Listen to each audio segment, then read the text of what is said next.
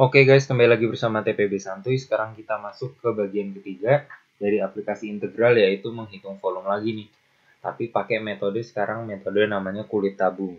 Nah, metode ini tuh menjadi pelengkap dari metode sebelumnya, yaitu metode cakram, cincin, yang kita pakai buat menghitung volume juga. Bedanya apa? Nah, ayo kita lihat di sini. Nah, jadi kita di sini diminta menghitung volume benda padat yang dibentuk dengan memutarkan daerah yang dibatasi sama 3 kurva nih. Yang pertama Y sama dengan 1 plus X kuadrat, yang kedua X sama dengan 1, dan yang ketiga 1 min X. Daerah itu nanti mau diputar terhadap sumbu Y. Nah, biar kebayang, kita gambar dulu dia bentuknya kira-kira kayak gimana daerahnya. Jadi misalkan ini sumbu X dan sumbu Y, kita punya pertama Y sama dengan 1 plus X kuadrat, kurva kuadratik ke atas berarti ya, kurva kuadratik gitu. Terus X sama dengan 1, misalkan ini 1 gitu, dia kan ya garis aja gitu dengan 1. Terus Y sama dengan 1 min X, berarti kurva linear ke bawah. Gradiennya 1, mulai dari 1 berarti kayak gini. Nah, berarti ini nih daerahnya yang dibatasi oleh 3. Nah, ini. Dia diputar terhadap sumbu Y, gitu. Nah, jadi bentuknya kira-kira gimana ya? Kayak hourglass gini kali ya, cuman yang diisi adalah daerah yang ini, gitu. Jadi ini adalah kosong, yang ini kosong, yang ini juga kosong. Nah, metode kulit tabung tuh gimana? Jadi kita bikin partisi atau potongan kita, seperti biasa kan pertama slice ya. Nah, potongan kita atau partisi kita tuh bentuknya ya kayak kulit tabung. Jadi kita ini nih, yang ini kita puterin terhadap sumbu Y. Jadi nanti bentuknya kayak gini nih. Kayak tabung tipis banget. Tabung tipis banget. Nah, ini kalau misalkan kita buka nih ya, kita misalkan potong di sini nih, gitu misalkan. Nah, kalau kita buka itu nanti dia bakal bentuknya kayak gini kan. Bakal bentuknya persegi panjang, tapi ada ketebalannya gitu. Tipis aja, gitu. Nah, persegi panjang ini kan bukaan dari selimut tabung gitu kan, kayak dipotong. Nah, berarti ini itu adalah keliling lingkaran ya kan, karena panjang dari selimut tabung 2 PR. Terus tingginya apa? Tingginya ya tinggi tabungnya. Berarti kalau di sini ya ini tinggi fungsi yang atas dikurang fungsi yang bawah. Itu ini tingginya. Terus ketebalannya gimana? Ketebalannya ini berarti kan ya, ketebalannya kita punya tebalnya delta X gitu.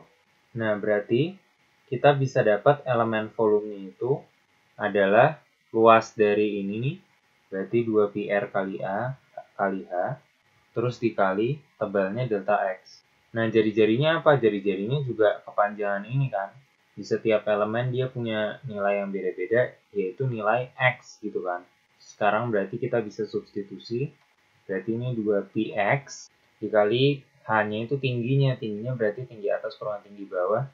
Dari si kurvanya kita tulis deh biar enak. Yang ini Y sama dengan 1 plus X kuadrat. Yang ini Y sama dengan 1 min X. Yang ini Y sama dengan 1 plus X kuadrat. Yang ini 1 min X. Kita kurangin ya. Berarti 1 plus X kuadrat dikurangin 1 dikali delta X. Nah, ini jadinya 2π X kuadrat plus X delta X. Ini namanya step approximate. Slice, approximate, dan yang terakhir integrate. Nah, ini tinggal kita hitung metode step paling enak. Kita punya V sama dengan integral. Ini integrannya 2π ini kita taruh luar aja karena dia konstan ya. Terus nih kita punya X kuadrat plus X dx. Nah, integral ini dari berapa sampai berapa nih? X-nya dari 0 sampai 1 ya kan? Dari 0 sampai 1. Terus kita seperti biasa pakai TDK2. Kita hitung anti turunannya. Ini kita punya 2π. Terus ini kan berarti X pangkat 3 plus X kuadrat. Berarti anti turunannya 1/4 X pangkat 4 plus 1/3 X pangkat 3. Valuasi dari 0 sampai 1. Nah, ini berapa nih? Berarti 2π kita kaliin sama 1/4 plus 1/3 kurang 0 ya kan. Berarti ini sama dengan 7/6π. Gitu. Nah, di sini kita udah belajar nih satu metode baru buat ngitung volume dengan metode kulit tabung. Nah, metode ini bagusnya apa sih? Jadi bayangin bentuk yang kayak gini tadi, yang diputar terhadap sumbu Y. Kalau kita hitung ini pakai metode cakram, dia bakal cukup susah dan cukup ribet, karena integralnya harus dibagi dua gitu. Kita harus bikin cakramnya kayak gini, pakai cincin sih malah, pakai cincin. Terus kita harus bagi dua di titik tengah ini, karena batas kirinya yang satu ini, yang satu ini gitu, lebih ribet. Kalau pakai metode kulit tabung, kita ya bisa langsung gampang kayak yang kita lakuin barusan gitu. Sesimpel ini doang, cuma 2 baris gitu. Ya intinya sebenarnya banyak latihan juga supaya kita terbiasa mana sih metode yang paling enak buat soal yang kayak gimana. Oke, sekian pembahasan kali ini. Thank you udah nonton.